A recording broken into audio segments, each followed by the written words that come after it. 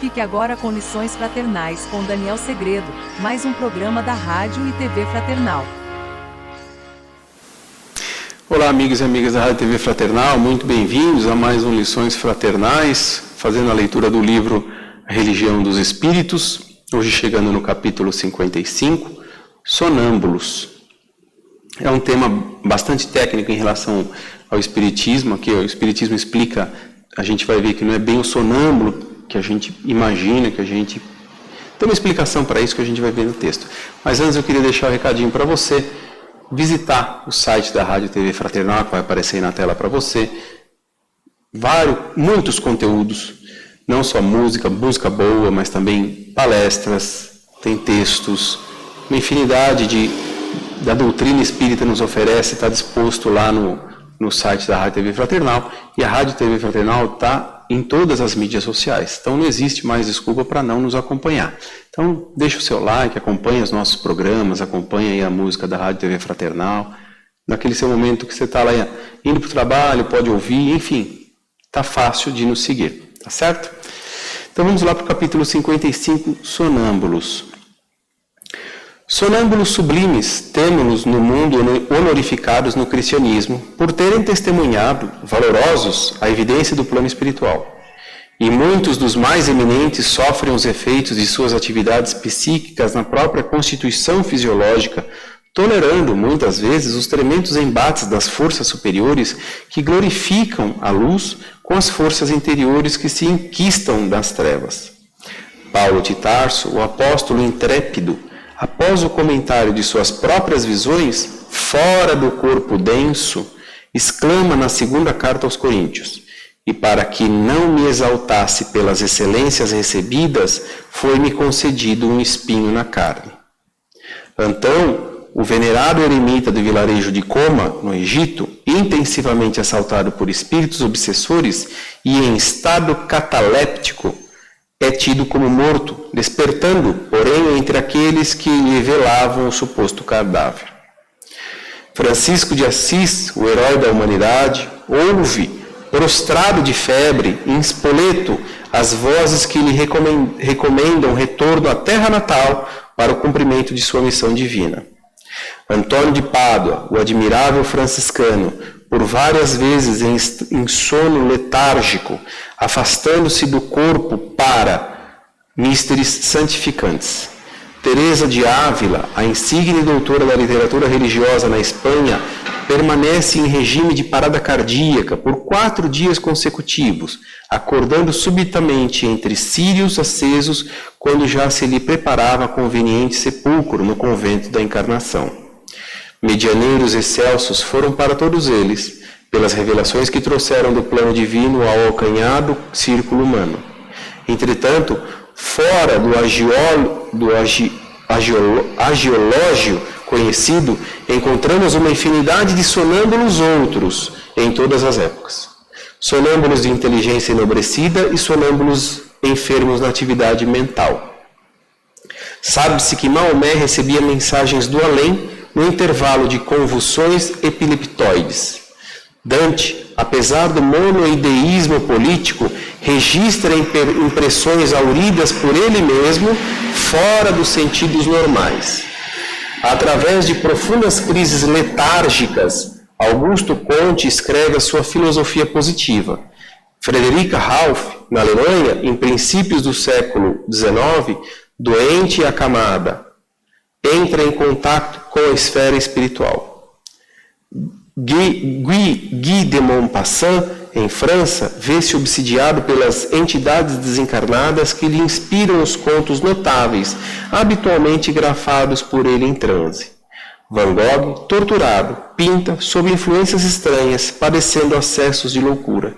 E além desses sensitivos, categorizados nas classes a que nos reportamos, surpreendemos atualmente os sonâmbulos do sarcasmo, que se valem do assunto tão grave qual seja o sonambulismo magnético para motivo de hilaridade em diversões públicas com evidente desrespeito à dignidade humana. Todavia, igualmente, hoje, com a bênção do Cristo, vemos a ciência estudando a hipnose para aplicá-lo no vasto mundo patológico em que lhe cabe operar. E a doutrina espírita a reviver o Evangelho, disciplinando e amparando os fenômenos da alma no campo complexo da mediunidade, de modo a orientar a consciência dos homens no caminho da nova luz. Sonambulismo. Sonâmbulo. Aí a gente vem imaginar o quê? Que o sonâmbulo é aquela questão de a pessoa que anda dormindo, né, que está dormindo, levanta e vai. Né?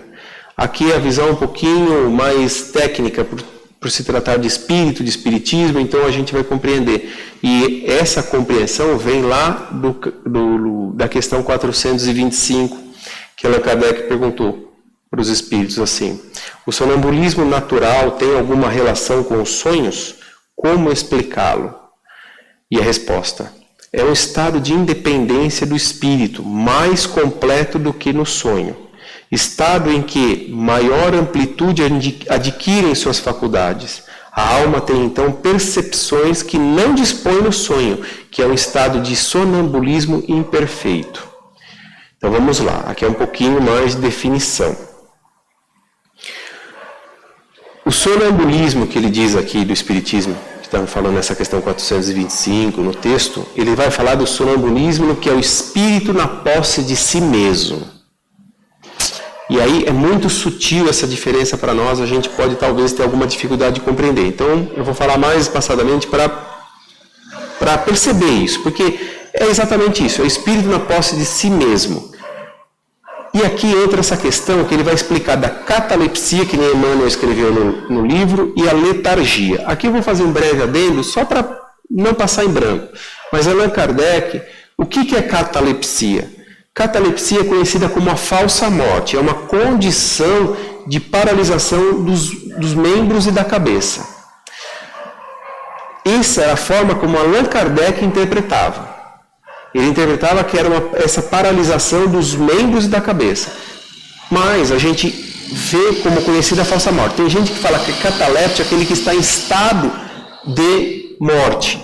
Por quê? Tem os batimentos cardíacos muito fracos a tal ponto de serem imperceptíveis por uma ausculta de estetoscópio. Ele evidencia a saturação, a respiração é tão sutil que é praticamente imperceptível. Mas e a letargia? O Allan Kardec falava que esses sintomas eram da letargia, que é quando o corpo todo demonstra uma falsa morte. Allan Kardec considerava que catalepsia é um membro ou a cabeça inerte, parado, totalmente parado. Mas independente dessa denominação, porque você vai ver como cataléptico falar que estava nessa morte falsa, estava nessa condição de batimento cardíaco, e Allan Kardec fala que não, que isso é letargia. Enfim, o que importa é a compreensão desse sonambulismo, que ele vai falar o quê? Que é durante o sono, os órgãos nossos deixam de sentir as impressões exteriores. Então é uma situação que acontece o quê?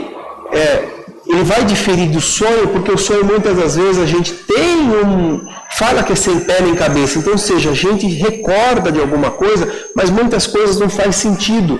Por quê? Tem hora que você fala, eu não sei se eu estava sonhando ou se eu estava vendo, não sei se eu estava... A questão do sonambulismo, não.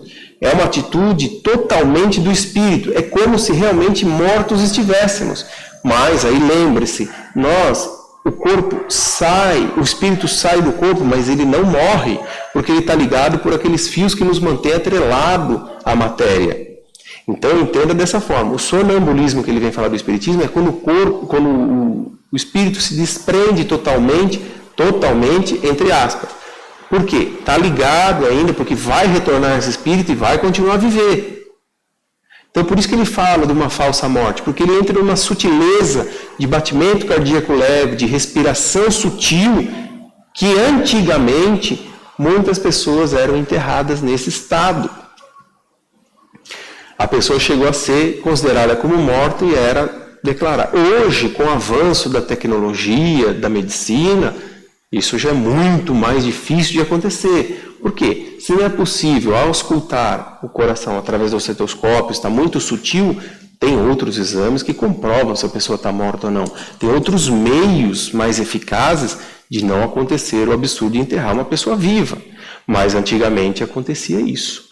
A pessoa era esse estado cataléptico, como ele disse, ou letárgico, dependendo aí da definição, ou de Allan Kardec, ou como você interpretar melhor, a pessoa era enterrada, mas ela ainda estava viva. É que havia o quê? O espírito havia se desprendido de tal forma que o corpo entrava numa sutileza de vida terrena, num batimento cardíaco tão baixinho, tornando-se imperceptível, a respiração sutil e dado como morto e acabava sendo enterrado. Hoje não mais acontece isso. Então, que ele disse que a diferença do sonho, muitas das vezes essa questão do sonambulismo e do sonho é diferente, porque no sonho a gente mistura. Porque os nossos órgãos estão funcionando normalmente, a gente não está nesse estado cataléptico ou nesse estado letárgico. Nós não nos encontramos quando estamos sonhando nesse estágio. É quando entramos no estágio do sonho tão aprofundado que ocorre esse fenômeno desse desprendimento espiritual. No sonho, não. No sonho, nós estamos num estágio mais próximo ali da realidade, o sono, né? Então, por isso que a gente tem a percepção. Os órgãos estão funcionando normalmente, a cabeça, o cérebro estão funcionando normalmente, e aí a gente não sabe distinguir uma coisa da outra. Mas o sonambulismo, não. O sonambulismo não existe absolutamente nenhuma lembrança do que se passou. Por quê? O espírito está completamente desprendido da matéria, mesmo não estando morto. Está ligado pelos frios, que a gente sabe que mantém aquele espírito atrelado ao corpo. E Allan Kardec também menciona um pouco mais adiante na questão 431 do livro dos Espíritos, que ele fala que, do livro dos Médiuns, que diz que revela que os sonâmbulos também podem receber comunicação de outros espíritos, né? Ou seja, o sonâmbulo, ele age na influência do seu espírito, mas ainda ele pode ter a questão da mediunidade envolvida quando ele não somente é a razão do seu espírito, é o seu espírito que está ali, mas ele tem a comunicação e ele consegue passar através disso. Ele diz isso no exemplo que está no livro dos Médiuns, no item 173, que ele dá um exemplo de um garoto que com 14 ou 15 anos, ele tinha pouca instrução e pouca inteligência, mas através do sonambulismo, quando ele se entrava nesse estado de sono, ele tratava de enfermidades graves e de muitas curas ele fazia para muitas pessoas. Mas certa vez ele descreveu com exatidão a enfermidade que um paciente lhe procurou, e ele descreveu com extrema exatidão. Então, como podia aquela criatura de pouco conhecimento, jovem, de pouco conhecimento técnico acerca da medicina, dar com tanto conhecimento, né, dar com tanta precisão aquela questão da doença daquela pessoa? Porém, certa ocasião, pediram-lhe novamente uma orientação para o outro enfermo que lhe apresentaram. Mas aí ele mesmo respondeu que não era possível porque o anjo doutor não estava lá. Então, ou seja, era um caso de sonambulismo onde somente tinha a fala dele, mas não tinha mais nenhuma outra movimentação do corpo, que é um caso atípico aqui, mas ele é relatado lá. Então, quem dava medicação naquele caso, quem interagia, era o doutor através daquela mediunidade numa maneira de sonambulismo. O tema é um pouquinho complexo, mas é para a gente entender que existe tudo isso e aos poucos a gente vai aprendendo, ora com um capítulo, ora com uma questão, e que sempre vai aparecer sobre isso. Espero ter levado de uma maneira mais simplória, mas sem perder o conteúdo da importância do tema sobre o sonambulismo. Vai mudando um pouquinho aqueles conceitos que a gente tem só de uma maneira, mas a gente vem aprendendo aqui, através do estudo espírita, que sonambulismo é algo mais e tem toda uma questão por trás de espiritual. Semana que vem a gente se vê, uma boa semana e até lá. Tchau!